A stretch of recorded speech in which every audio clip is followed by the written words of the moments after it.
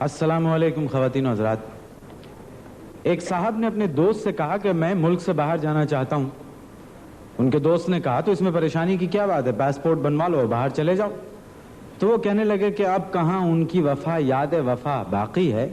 अब पासपोर्ट बनाना इतना आसान नहीं रहा जितना किसी ज़माने में हुआ करता था। अब तो इतने प्रॉब्लम्स हो गए हैं कि इंसान बूढ़ा हो जाए और फिर भी उसे पासपोर्ट ना मिले। अब ये बात ठीक है या गलत है, इस पर गुफ्तगू करने के लिए हमने जहमत दी है डायरेक्टर इमिग्रेशन एंड पासपोर्ट्स। वही आके हमारी बातों का जवाब देंगे। तशरीफ लाते हैं सैयद वासिक शाह।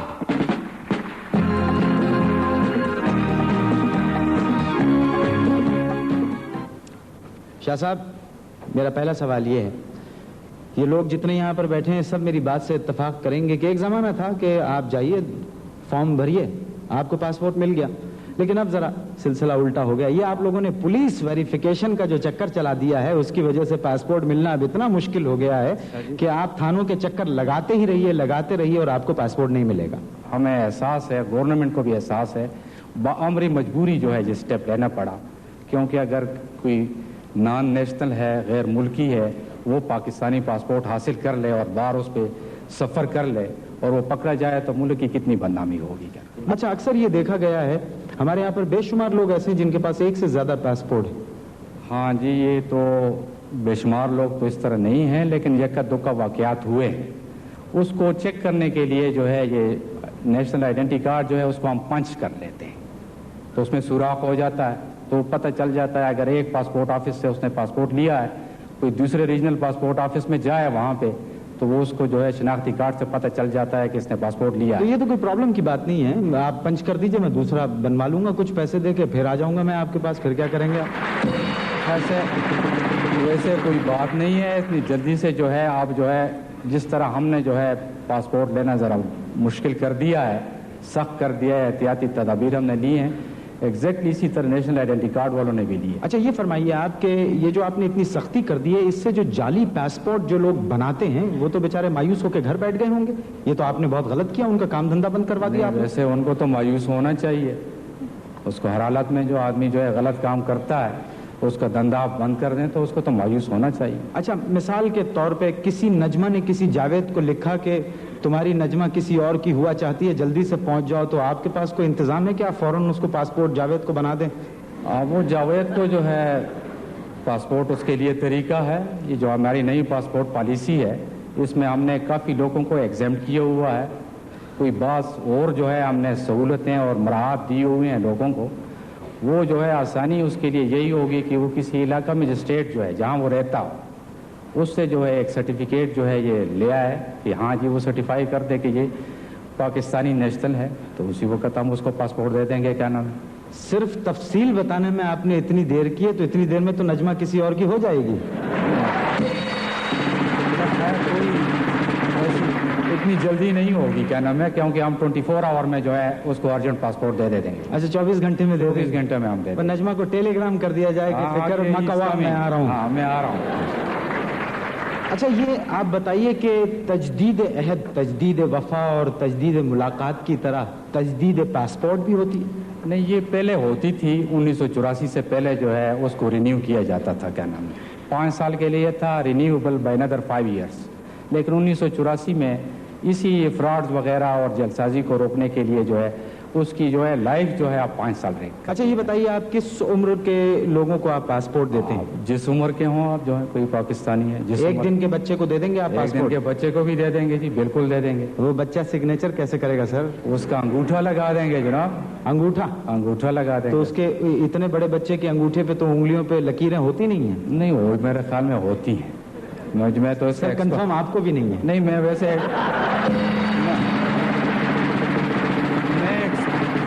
मैं एक्सपर्ट तो नहीं हूँ, जो है ना फिंगरप्रिंट एक्सपर्ट नहीं हूँ, लेकिन वैसे हर एक इंसान के जो है वो लकीरें होती हैं। अच्छा, ये मैं अपनी आदत से मजबूर हूँ सर, मैं क्या करूँ?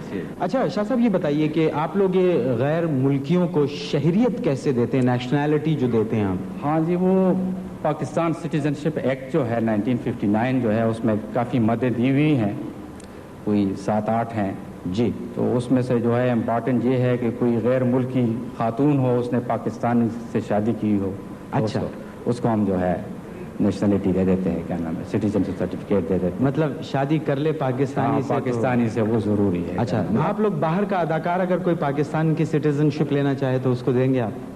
तो क्या पाकिस्तान में जो है इस टैलेंट की कमी हो गई है, क्या नाम है? मेरे तो ख्याल में पाकिस्तान में जो है काफ़ी टैलेंट है, बाहर से इंपोर्ट करने की कोई ज़रूरत नहीं है।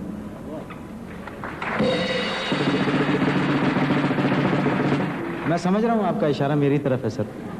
हाँ, अच्छा, बातें तो होती रहेंगी शाह साहब, आपसे क्या ख्याल है पासपोर्ट की उलझन और पासपोर्ट की सूरत हाल पर इस स्क्रीन पर आपको एक नगमा दिखाएं हम? शौक से जी, शौक से बताइए। आइए देखते हैं नगमा। पासपोर्ट मुझको भी बाबा खुदा के नाम पर,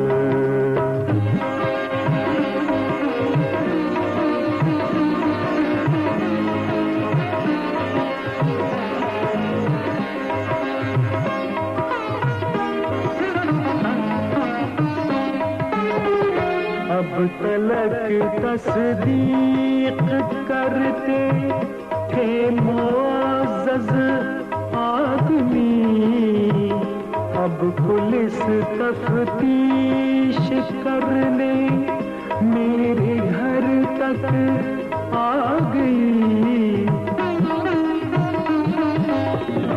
मुद्दई मुझको बनाया मुद्दा के नाम पर, पासपोर्ट मुझको भी बाबा खुदा के नाम पर।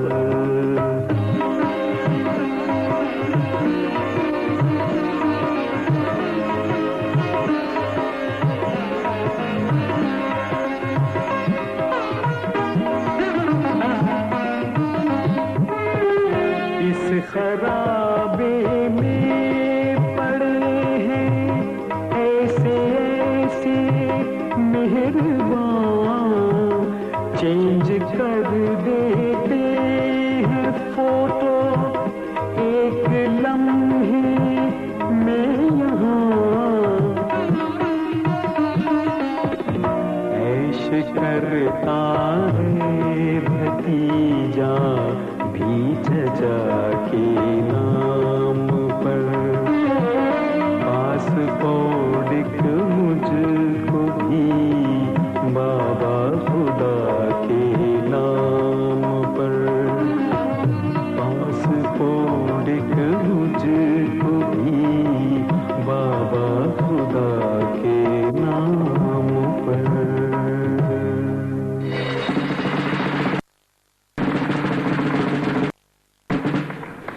सर, ये अभी जो बात कर रहे थे इसमें जो दिखा रहे थे कि पासपोर्ट में फोटो चेंज कर देते हैं ये, तो इसकी रोकथाम के लिए आप लोगों ने क्या किया? हाँ, इसकी रोकथाम के लिए जो है हमने ये किया हुआ है कि 1984 में जो है ये डिज़ाइन किए हुए हैं जी, और ये नए पासपोर्ट बुक्स पे जो है दुनिया के किसी जो है कंट्री को, किसी मुल्क के पासपोर्ट के साथ इसका चाहे मवाजना करें तो ये पूरे मेयार पे पूरा उतरेगा, क्या नाम।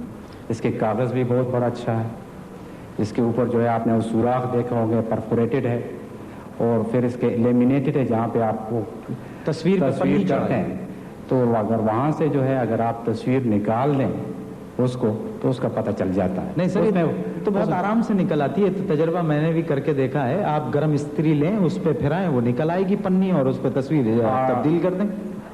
वैसे ठीक है जी, ये बात आपकी जो है 100% मैं आपसे वो करता हूँ। फिर इसको पकड़ते कैसे? वो उसको पकड़ने से होते हैं कि उसमें वो फाइननेस फिर नहीं रहती, जो है प्लास्टिक जो है, क्या नाम, उसमें वो आसानी से जो है वो डिटेक्ट हो सकता है, क्या नाम। जो इमिग्रेशन चेक पोस्ट वाले जो हैं उसको आसानी से जो है उनका इतना तजर्बा होता है, वो होता है उसको डिटेक्ट कर लेते हैं। और आपका मतलब है आप आवाम को ये कहना चाहते हैं कि वो एजेंट्स के जरिए पासपोर्ट ना बनवाएं, उसमें गलती और गड़बड़ की गुंजाइश हो जाती है, बट क्यों हो जाती है, और उसमें फिर वो आदमी फंसेगा जो बनवा रहा है। वो बनवा रहा है। बाज़ औक़ात हमने ये देखा होगा कि वहाँ जो कॉलम भर रहे होते हैं, क्या नाम, वो भी गलत होते हैं, क्या नाम है। फिर वो कहते हैं जी मैंने तो ये कहा था, ये जो जिसने भरे थे उसने जो है गलत भरे हुए हैं, क्या नाम है। आपकी इन इंफॉर्मेशंस का बहुत शुक्रिया। कुछ काम की बातें भी हुई। इस वक्त हमारे दरमियान टेलीविज़न की सफ़े अव्वल की फ़नकारा मौजूद हैं कि जब वो टेलीविज़न पर आती हैं तो हम सब उनको बहुत खूबी से देखते हैं और बहुत पसंद करते हैं। कई अवार्ड्स हासिल किए ख़वातीन और हज़रात, एक मुस्तनद नाम तशरीफ़ लाती हैं खालदा रियासत।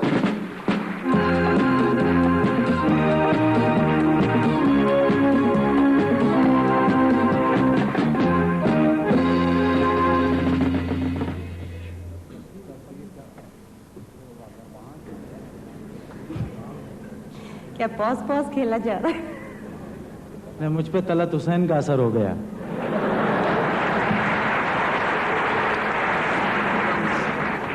खालदा ये बताइए, आप ज्यादातर खबरनामे के बाद क्यों नजर आती हैं आप? मुइन, खूबसूरत लोग 9 बजे के बाद ड्रामा करते हैं और खूबसूरत लोग ही 9 बजे के बाद ड्रामा देखते हैं।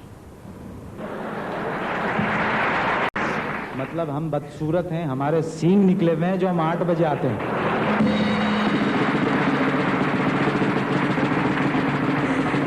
अब इसमें मेरी गलती नहीं है कि आपने अपने सींग छुपा के रखे हुए। अच्छा, माशाअल्लाह। जी जी, आज है मुकाबला। स्टार्ट ले लिया है आपने? ले लिया। चलिए देखिए आगे आगे होता है क्या। अच्छा, आप पर एक इल्जाम ये भी है खालदा, वो ये कि जब खूबसूरत फर्नीचर जब तक ना हो आप अदाकारी खूबसूरत कर ही नहीं सकती। यहाँ भी तो आ गई ना इस फर्नीचर पे।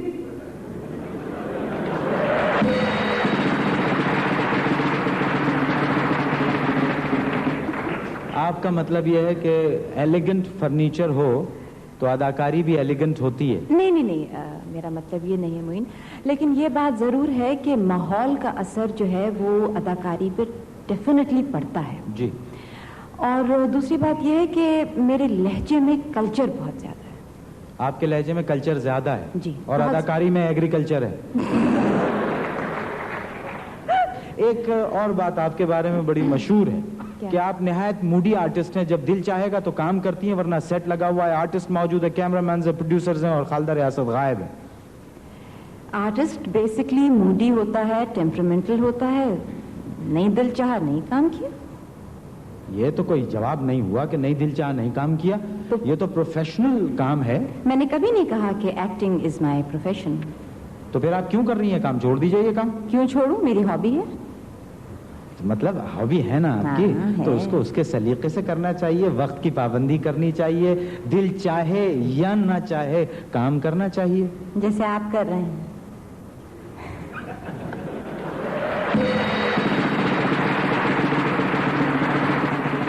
अच्छा खालदा, कितने अब तक ड्रामे किए होंगे आपने सारे सेंटर्स से? बहुत किए हैं, काफी किए हैं। अच्छा, नहीं मैं ये बात इसलिए भी बोल रहा था अभी जो थोड़ी देर पहले मैंने कही थी आपसे कि मूड नहीं है तो नहीं आती हैं आप, तो आपसे डर ही लगा रहता है। आप यकीन जानिए इस प्रोग्राम के लिए भी यही डर था कि पता नहीं वो वक्त पे पहुंचेंगी या नहीं पहुंचेंगी। तो ऐसा तो नहीं है प्रोग्राम के दौरान ही आप मालूम हुआ मेरा मुंह उधर हुआ तो इधर से खालदा रियासत गायब है। अब आप ऐसा कीजिएगा, अगले मेहमान को वहां लेने ना जाइएगा, यहीं से बुला लीजिएगा। अच्छा, इस बात के इम्कानात हैं? बिल्कुल है, 100%। चलिए मैं आपको और थोड़ा नॉर्मल कर देता हूँ। क्या ख्याल है इस स्क्रीन पर जो आपने मुख्तलिफ अदाकारी के नमूने दिखाए हैं उनकी एक झलक देख ली जाए? हाँ प्लीज दिखाते हैं। हाँ। आइए देखिए। आपके ख्यालात बहुत आला है जी। मेरे रिश्ते के एक भाई थे, जी हाँ, वो मेडिकल में पढ़ रहे थे। वालिद साहब उनका तमाम खर्चा बर्दाश्त करते थे, एक धेले का वो काम नहीं करते थे, बस सारा दिन सैर सपाटा या कॉलेज। पता है क्या हुआ, मेरी चाचा जान ने ना दूसरी शादी कर ली। चाची ने मेरे उन कजिन का तमाम पॉकेट मनी जो था ना वो बंद करा दिया। बेचारा बिल्कुल तबाह होकर रह गया।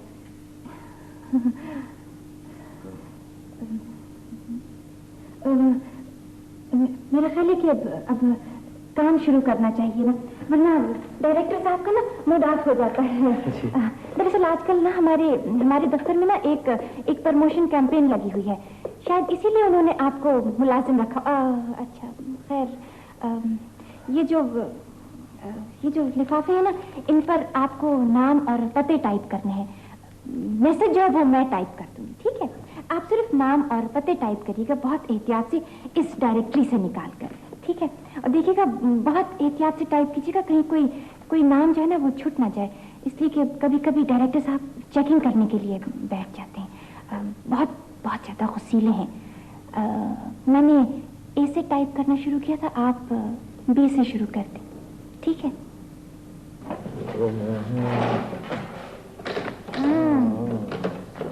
लगता है उन्होंने माफ कर दिया। हाँ, माफ कर दिया। चलो मुबारक।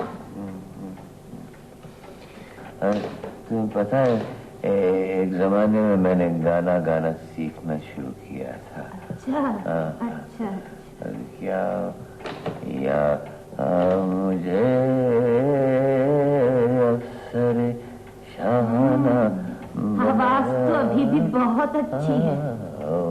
होता या मेरा था। सुन लेंगे तो फिर नाराज होंगे। बड़ी भी मतलब क्या? ये बड़ी बी का रोल करके आपको कैसा लगा? अच्छा लगा। लगता है बुढ़ापा भी एलिगेंट होगा। अच्छा, कभी आपने उस तोते के बारे में सुना है जो अपने मुंह मियां मिट्ठू होता है? सुना नहीं, देखा है, 2 हैं।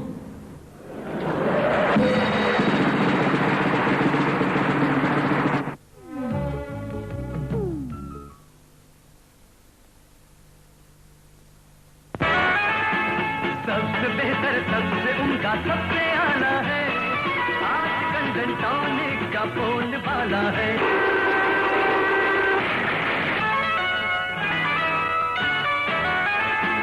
जिसको देखो टॉनिक का मत वाला है, आजकल टॉनिक का बोल वाला है, आजकल टॉनिक का बोल वाला है। Dentonic with or without brush. झाग में शामिल मॉइस्चराइजिंग क्रीम जिल्द को नरम और मुलायम रखती है। आखिर लोग हमारा चेहरा ही तो देखते हैं, तो फिर क्यों ना इसकी बेहतरीन हिफाजत की जाए। इसीलिए मैंने हमेशा सिर्फ लक्स का इंतखाब किया है।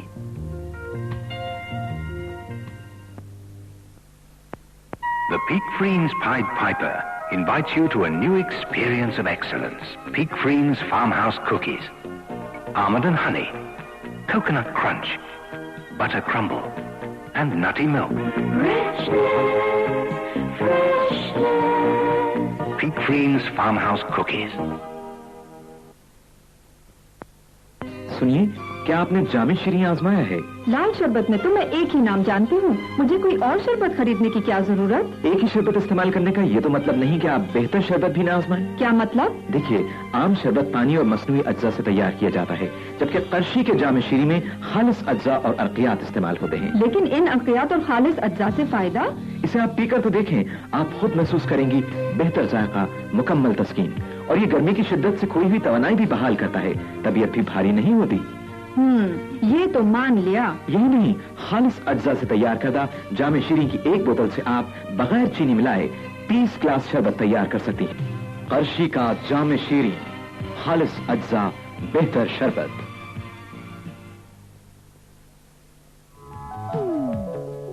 ख़वातीन और हज़रात, गुज़िश्ता 20 सालों से हम सब के दिलों पर वो हुक्मरानी कर रहे हैं। वो कल भी सुपरस्टार थे और आज भी सुपरस्टार हैं। इतने टैलेंटेड लोग जरा कम ही पैदा होते हैं। ख़वातीन और हज़रात, हमारे मुल्क का दरख्शां सितारा सुपरस्टार तशरीफ लाते हैं, मशहूर film actor, film star Nadeem.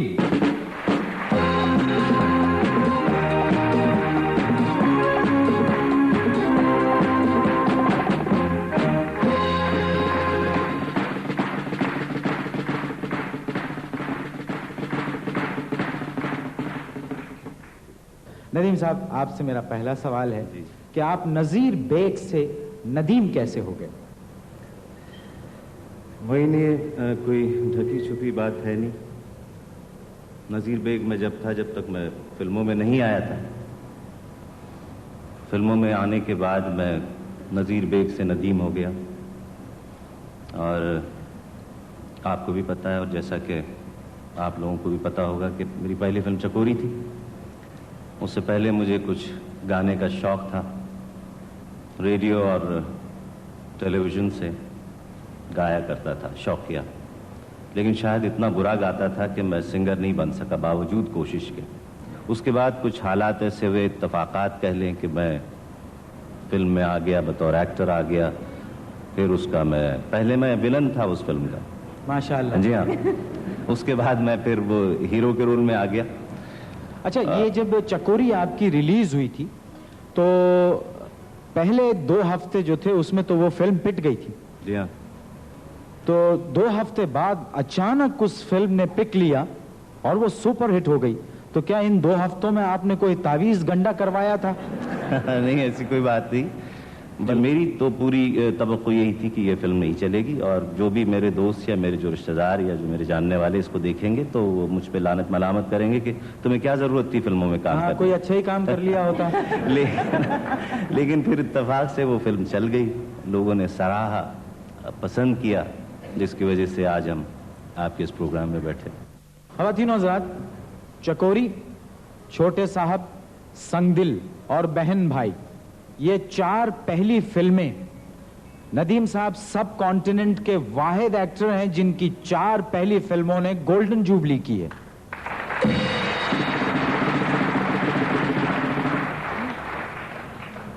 Nadeem साहब जनाब, कितने रोमांस किए आपने, कितनों के घर बर्बाद किए आपने? मुइन, बहुत से फिल्मों में, क्योंकि हमारी फिल्मों में ज़्यादातर मौजू तो यही होता था।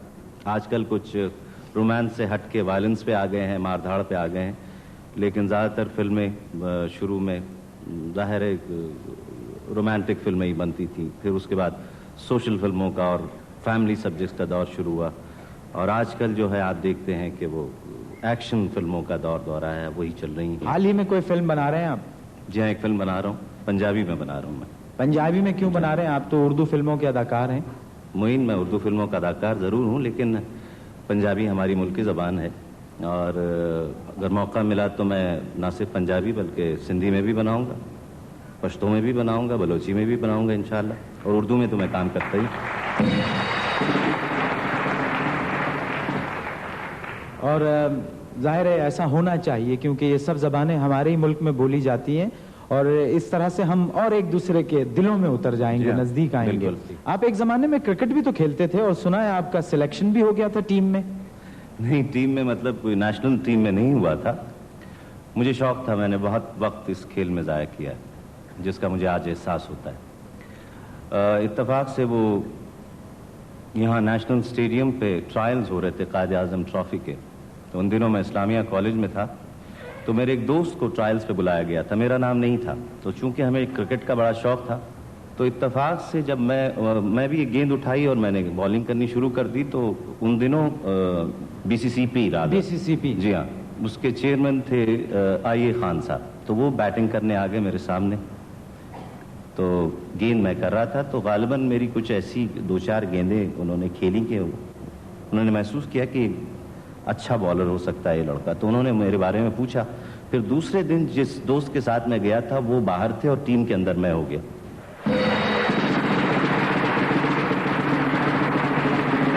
तो ये अभी फाइनल टीम नहीं बनी थी, तो उसके बाद फाइनल सिलेक्शन था, दूसरे दिन 2 टीमें खेली, तो फर्स्ट चेंज में मुझे गेंद दी गई।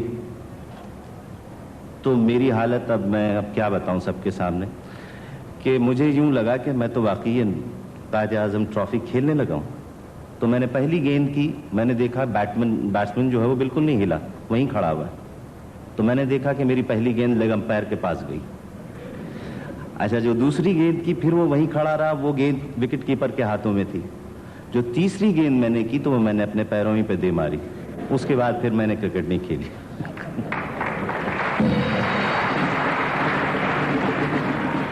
अल्लाह का बड़ा एहसान है नदीम साहब कि आप उसमें नहीं चले। जी हाँ, अगर आप गेंद के पीछे दौड़ने में कामयाब हो जाते तो हीरोइन के पीछे आज कौन दौड़ता। अच्छा, एक बात बताइए, हमारी फिल्मों में इतना जादू क्यों होता है? मतलब ये कि हीरोइन ने एबटाबाद में गाना गाया और आप लाहौर से 2 मिनट में वहां एबटाबाद पहुंच गए। बिल्कुल।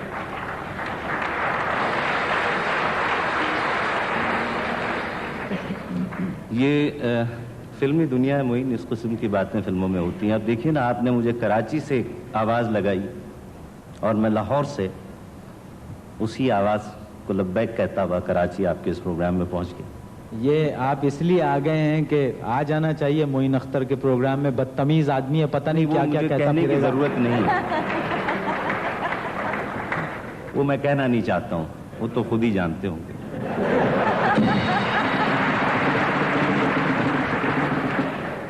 अच्छा, आपके बारे में एक बात और भी बड़ी मशहूर है कि आप अपने प्रोड्यूसर्स को तंग बहुत करते हैं, बहुत सताते हैं। आपसे कम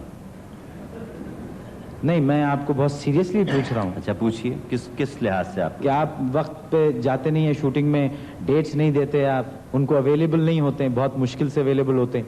बिल्कुल नहीं, ऐसी तो कोई बात थी। मैं तो बड़ी वक्त की पाबंदी का ख्याल रखता हूँ, वक्त पे जाता हूँ, वक्त पे फिल्में मुकम्मल कराने की कोशिश करता हूँ और शायद इसी वजह से आज भी यहाँ बैठा हुआ हूँ। अच्छा, मतलब ये कि आपके बारे में अगर ये बात सच साबित करनी है या गलत, तो इसके लिए प्रोड्यूसर से आपके बात की जाए। जी हाँ, वैसे मैंने आपके प्रोड्यूसर से पूछ लिया है, उनकी भी कुछ आपके बारे में इसी किस्म की राय थी।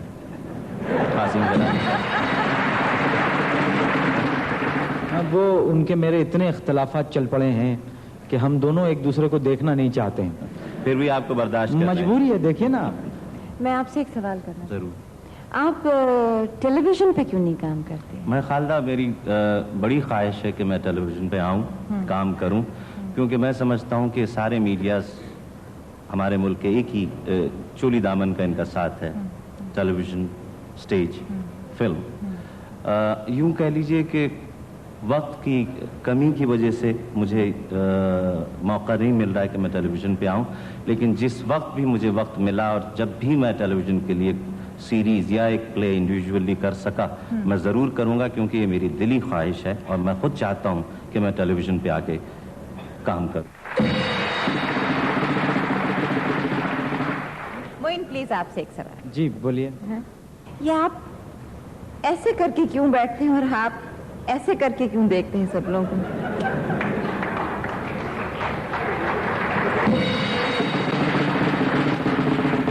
मैं ऐसे करके क्यों देखता हूँ? हाँ, कैमरा मतलब सब जगह है कैमरा। तो मैं यूं क्यों देखता हूँ?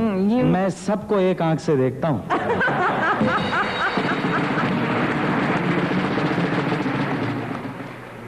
ख़वातीनो हज़रात, मैं तो बिल्कुल भी नहीं कहूँगा, इस वादे पे इनको यहाँ पर बुलवाया गया है कि गाने के लिए इन्हें नहीं कहा जाएगा। अब आप सब लोग अगर सुनना चाहते हैं तो आप जाने।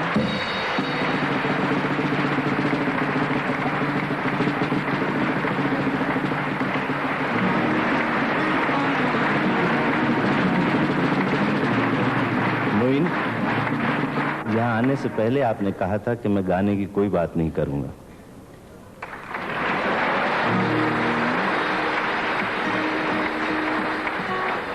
ये जितने लोग हैं सब मेरे साथ हैं। मेरा ख्याल है भरपूर तालियों में इनको यहाँ पहुँचा ही दिया जाए।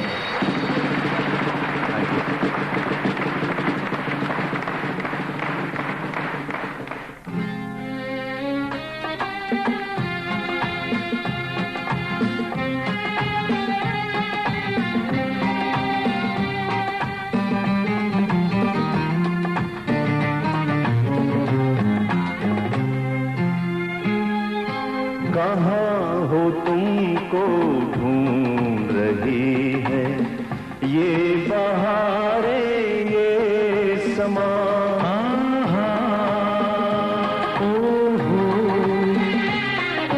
झुके झुके बादलों के नीचे मिले थे हम तुम जहाँ जहाँ।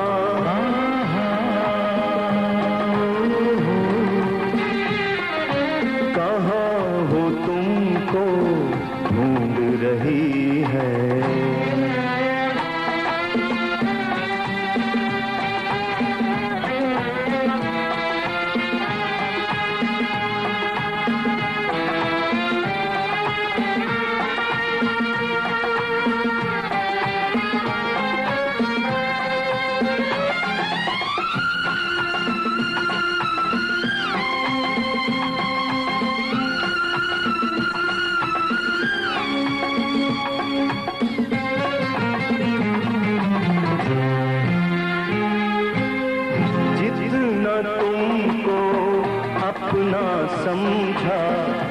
कितने ही तुम बेगाने थे। हमने क्या क्या आस लगाई, हम कितने दीवाने थे। जिंदगी कितनी बेजार है, तुमने अभी को मुझसे कहा था तुमसे प्यार है। कहाँ गई वो प्यार की फसलें, प्यार का वादा क्या हुआ।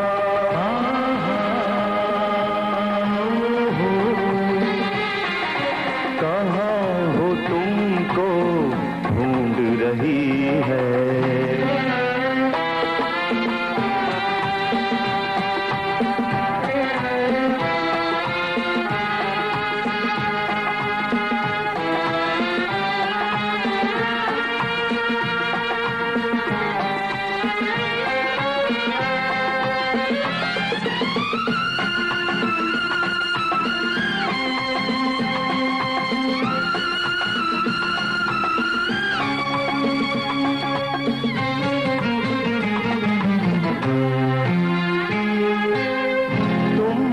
बिछड़े सदियां बीती, आज भी तुम याद आते हो।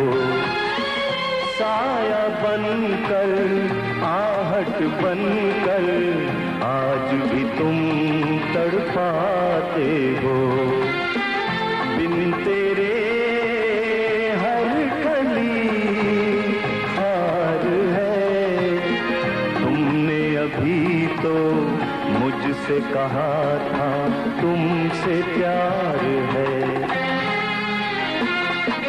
कहाँ गई वो प्यार की कसमें, प्यार का वादा क्या हुआ।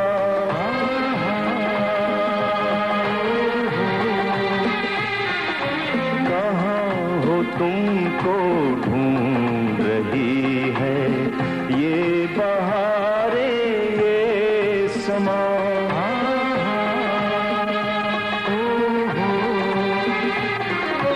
झुके झुके बादलों के नीचे मिले थे हम तुम जहां जहां।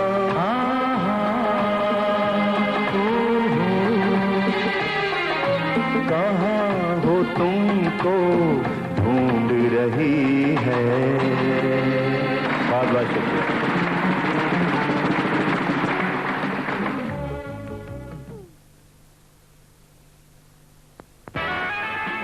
सबसे बेहतर सबसे उनका सबसे आला है, आजकल डंटॉनिक का बोलबाला है।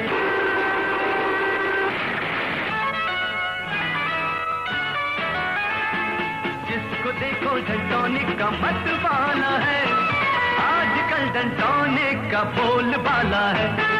आजकल डंटॉनिक का बोलबाला है। Dentonic, with or without brush. क्या बात है कैसर जी, हर चीज की कीमत पूछ रही हैं? क्यों? सोच समझकर खर्च करना बुरी बात है क्या? अरे डालडा तो दो। घी सस्ता वाला नहीं देंगी? घी तो सिर्फ डालडा बनास्पति लूंगी।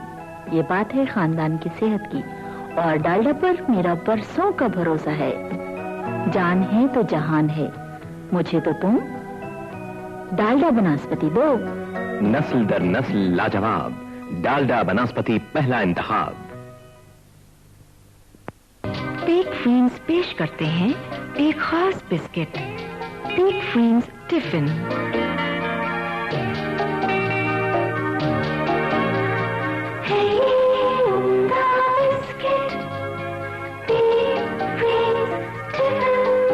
बिस्किट साजी का नया शाहकार। कर्शी का सूफी कोल्ड कफ सिरप, नजला, जुकाम और खांसी में मुफीद। कर्शी का सूफी cold cough syrup.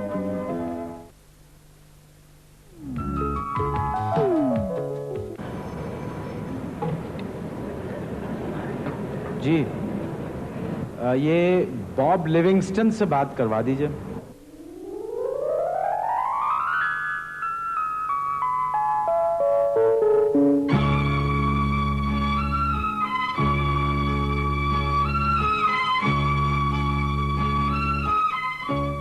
Hello, Bob. This is Moin from Pakistan. How are you? Assalamu alaikum, Moin. Walaikum assalam. That's very good. You speak Urdu. Can you speak some more?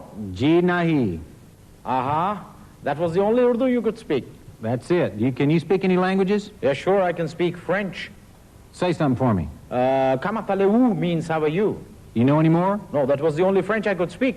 Acha. Well, that's the only Urdu I can speak. That's okay, Bob. Are you all set for a song for us? Absolutely. Maybe I'll do something that your viewers have heard before. It's a song called Country Roads. Almost heaven, West Virginia, Blue Ridge Mountain, Shenandoah River.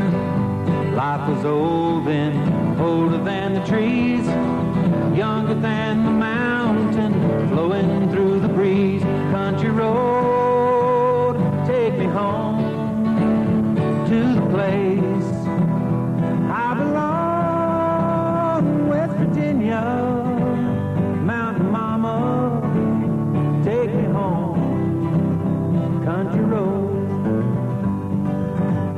All her memories gather round her, mountain lady, stranger to blue waters, dark and dusty, painted in the sky, missed a taste of moonshine, teardrop in my eye, country road, take me home to the place. That's great, Bob. Thank you very much. Bob, have you ever been to Pakistan? I've been one time and I hope to come again. It's a beautiful country and I'm going to get there as fast as I can. Thank you very much. America is beautiful.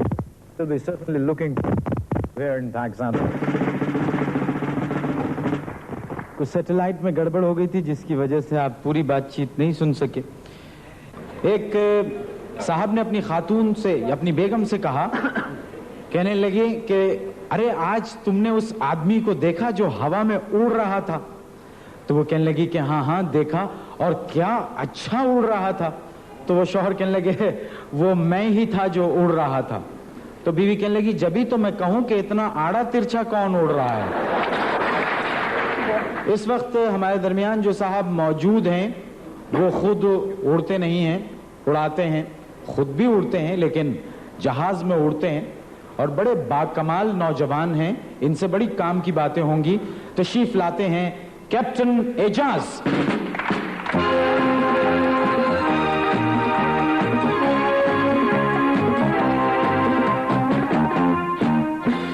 Ejaz, ये बताइए कि आप सिसकना सुना है, उड़ाते हैं आप?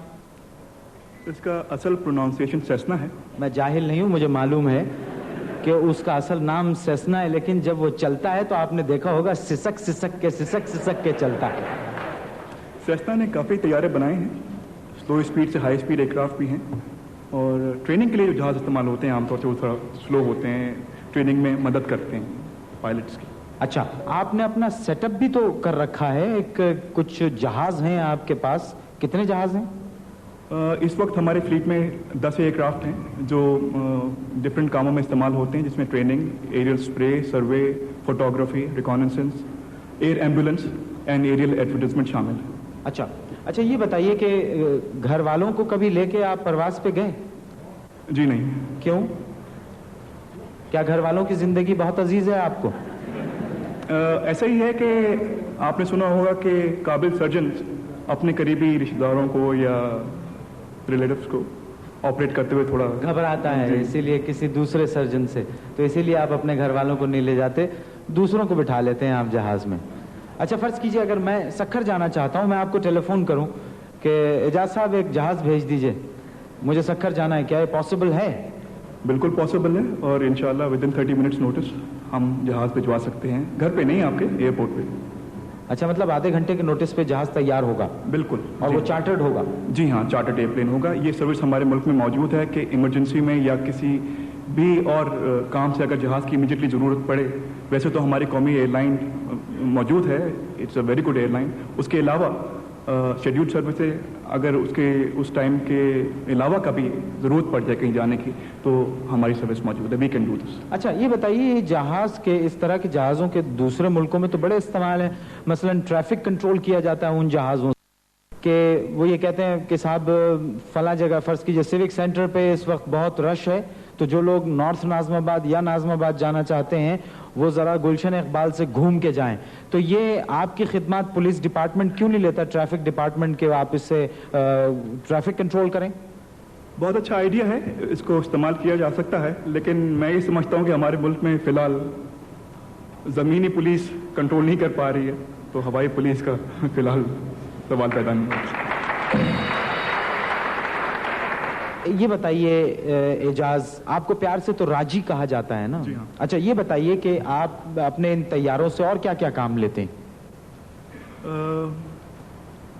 ये जहाज़ वक्त ज़रूरत हमारे मुल्क की सेकंड लाइन ऑफ डिफेंस भी हैं, और इंशाल्लाह कभी अगर ज़रूरत पड़ी मुल्क को तो मैं ये समझता हूँ कि मैं पहला शख्स हूँगा जो इन जहाज़ों को लेकर इंशाल्लाह मुल्क की खिदमत करूँगा।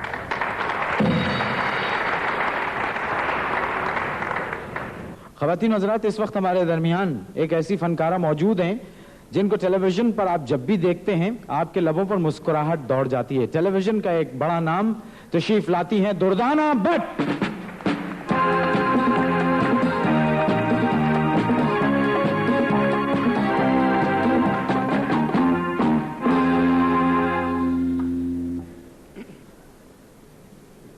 दुर्दाना, ये बताइए आपका ताल्लुक तो एजुकेशन से भी है, जी हाँ।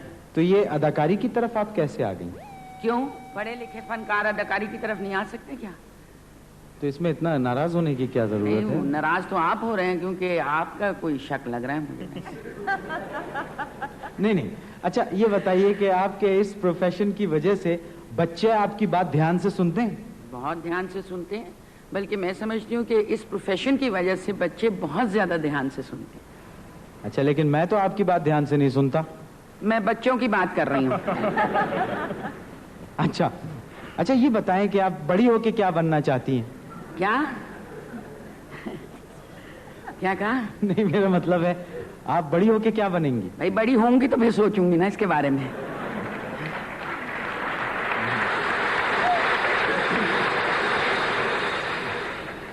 आप इतनी भारी भरकम अदाकारा हैं आप, और इतने हल्के फुल्के रोल कैसे कर लेती हैं आप? भाई माशाल्लाह कहें माशाल्लाह। अब आप देखें ना, आप इतने भारी भारी काम करते हैं, आपका क्या हशर हुआ हुआ है?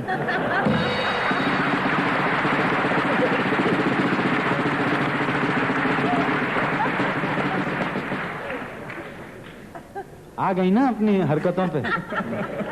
अच्छा ये बताइए रोडी, आप की शर्माहट लोगों को बड़ी पसंद है। नहीं, मैं सवाल पूछ रहा हूं, शर्माने नहीं कहा है मैंने। अच्छा तो ये क्यों शर्माती है, इतना अच्छा क्यों शर्माती हैं आप? भाई आज तो इसकी बहुत बड़ी वजह है। पूछे क्यों? क्यों? नदीम साहब बैठे हैं।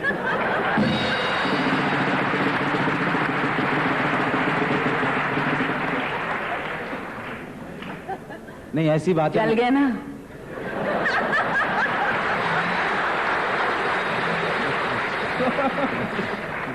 जल गया, कबाब हो गया, तिक्का हो गया।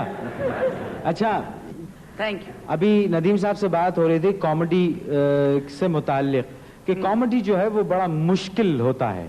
आप भी इस ख्याल की हामी है कि कॉमेडी जो है बहुत मुश्किल सब्जेक्ट है? बिल्कुल, मैं इस चीज के हामी हूँ, और आज तो बहुत ज्यादा हामी हूँ।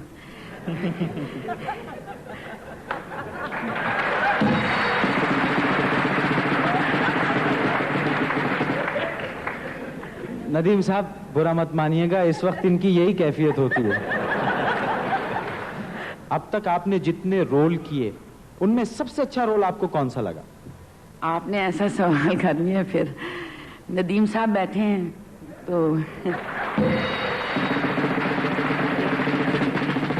मैंने जहाँ तक और जितना दुर्दाना को देखा है मोइन, इन्होंने हर रोल ही में बहुत उम्दा परफॉर्मेंस दी है।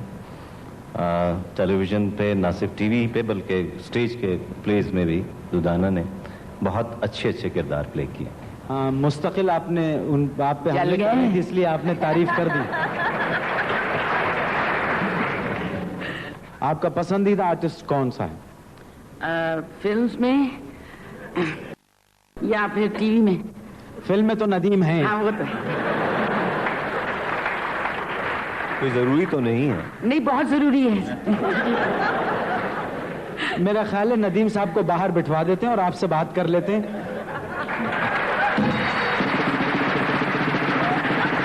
और हजरात, इसी हल्की फुल्की बातों के दरमियान आपकी बहुत सारी तालियों में तशरीफ ला रही हैं आफरीन और जमशेद अंसारी।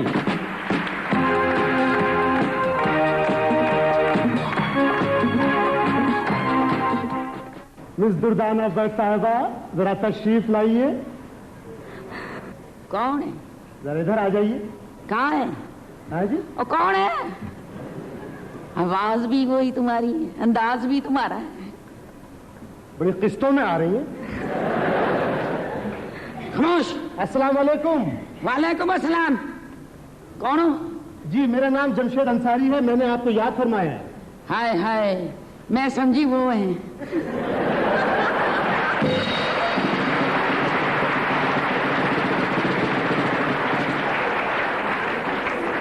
उन्होंने मुझे कहा था। जी, किसने कहा था? भाई उन्होंने। अच्छा, उन्होंने कहा था। क्या कहा था? उन्होंने कहा था कि मैं आज एक अच्छा सा सूट पीस लेती आना। जी। मैंने कहा अच्छा, किसी सड़क पे, किसी अच्छी सड़क पे ड्यूटी लगी तो जरूर लेती आऊंगी वापसी पे। अच्छा अच्छा अच्छा। हाँ। तो ये बताइए कि आपने ये पुलिस ऑफिसरी क्यों की, मतलब पुलिस के महकमे में क्यों काम किया? उसकी दो वजूहत है। जी, क्या? एक तो ससुराली और दूसरा खुशहाली। नहीं नहीं दुर्दाना साहब, कुछ समझ नहीं आया। क्या मतलब? वो देखो ना जी, बात ये है कि ससुराली वजह तो ये है कि सास जैसी चीज जो है वो मेरे आगे लाइन हाजिर रहती है, और अपना खुशहाली इस वजह से है कि बंदा सड़क पे खड़ा रहता है, तरक्की आगे से निकल जाती है। अच्छा अच्छा, आफरीन, जिस तरह नदीम साहब ने तरक्की की है वो वाली बात गालिबन। नो सर, नदीम साहब का ये कोई मामला नहीं है, उनके ससुराल बाद में आता है।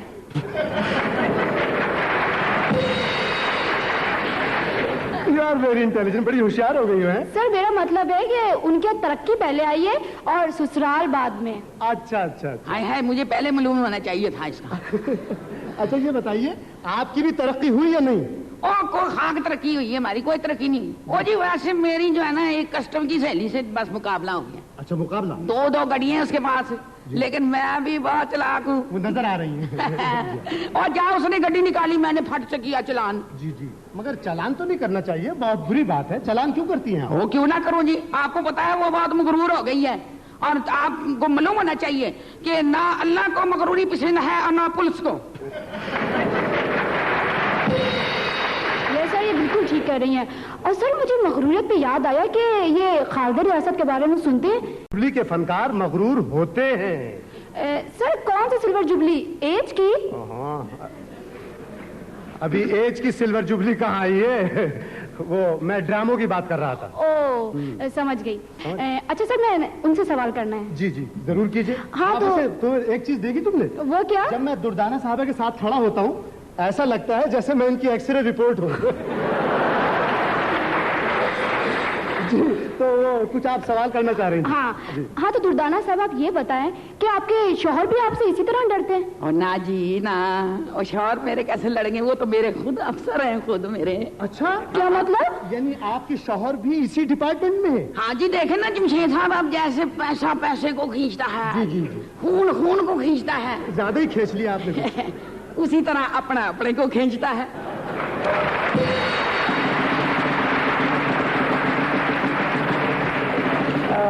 बहुत खूब। आप ये मुझे और बताएं कि आपका क्या पासपोर्ट के महकमे से भी कोई ताल्लुक है? ओ, खामोशी से बात करो, बहुत गहरा ताल्लुक है हमारा। वो क्या? वो ये हम आपस में हेल्पिंग हैंड हैं।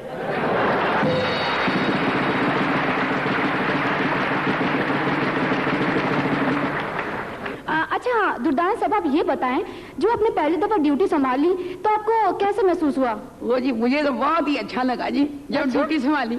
अब आप देखिए ना, मैंने जब ड्यूटी संभाली तो एक्सीडेंट बहुत होने लग पड़े। वो क्यों? वो इसलिए जी कि ड्राइवर सड़क पे कम देखते थे, मेरी तरफ ज्यादा देखते थे। अच्छा, तो फिर आपने उनका चालान कर दिया होगा गालिबन? ना जी, खुदा ना खास्ता, मैं क्यों उनका चालान करूं? अब देखे ना, ये तो अपने नसीब की बात है, वरना कौन किसी को देखता है आजकल। मगर इस वक्त तो मैं भी आपको देख रहा हूँ। चलो थाने में चलो, चल। अरे नहीं, चल। अरे मेरी बात